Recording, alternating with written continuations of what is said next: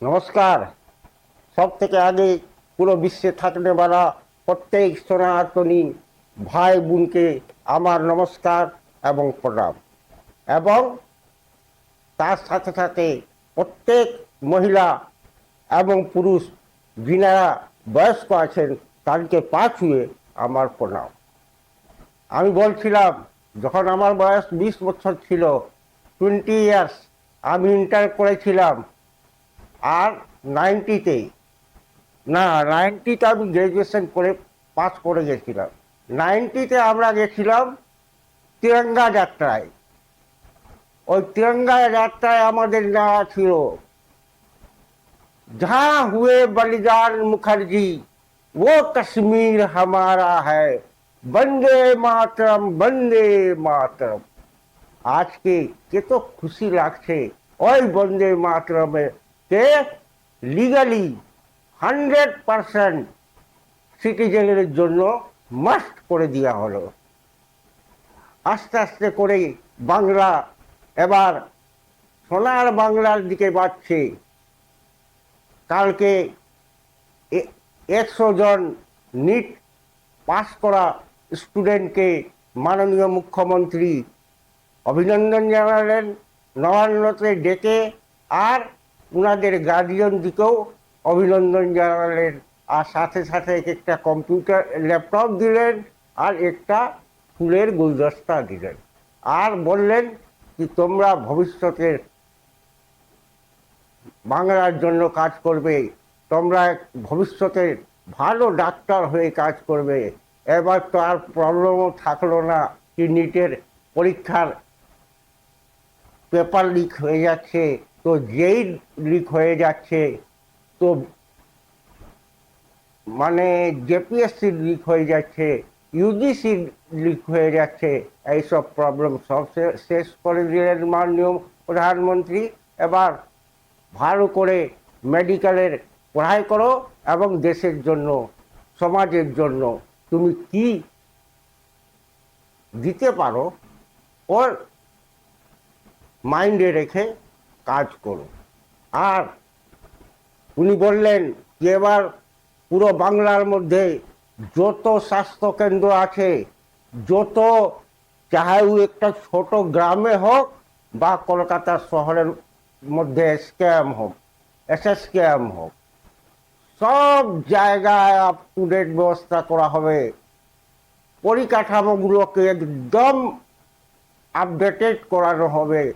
যে ইনস্ট্রুমেন্টের কমি আছে হসপিটালে, বা সরকারি হোক বা বেসরকারি হোক, সব জায়গায় একদম আপডেট মেশিনারি থাকবে।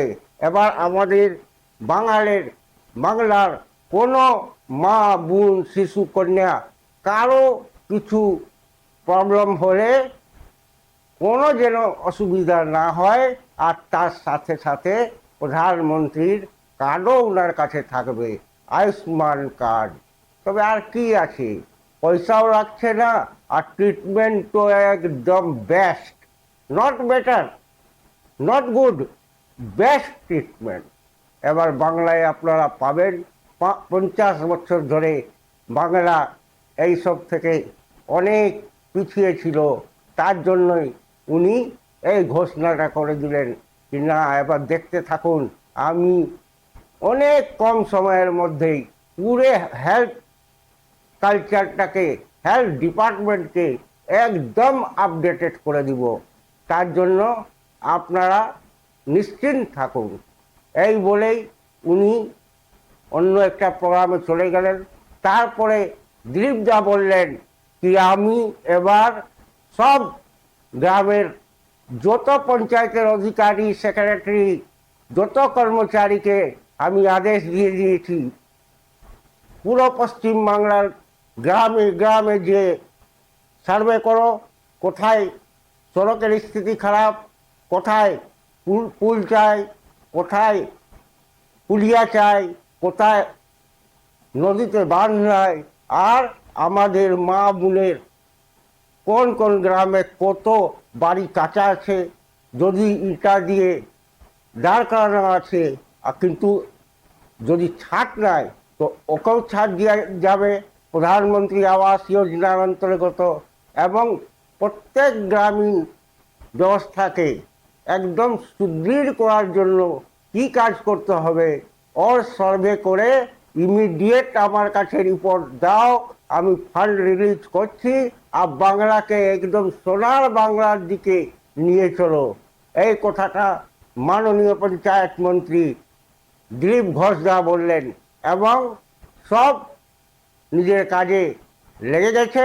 অনেক তাড়াতাড়ি বাংলার নকশা পাল্টাতে আপনারা দেখবেন কি করে বাংলার গ্রামের মধ্যে গ্রামে গ্রামে উৎসাহ, গ্রামে গ্রামে উৎসব, গ্রামে গ্রামে খুশির মাহল, গ্রামে গ্রামে একদম পরিষ্কার পরিচ্ছন্ন রোড, গ্রামে গ্রামে পরিষ্কার পরিচ্ছন্ন জল, প্রত্যেক কাঁচা বাড়ির জায়গায় পাকা বাড়ি, এটা আপনি দেখতে পাবেন।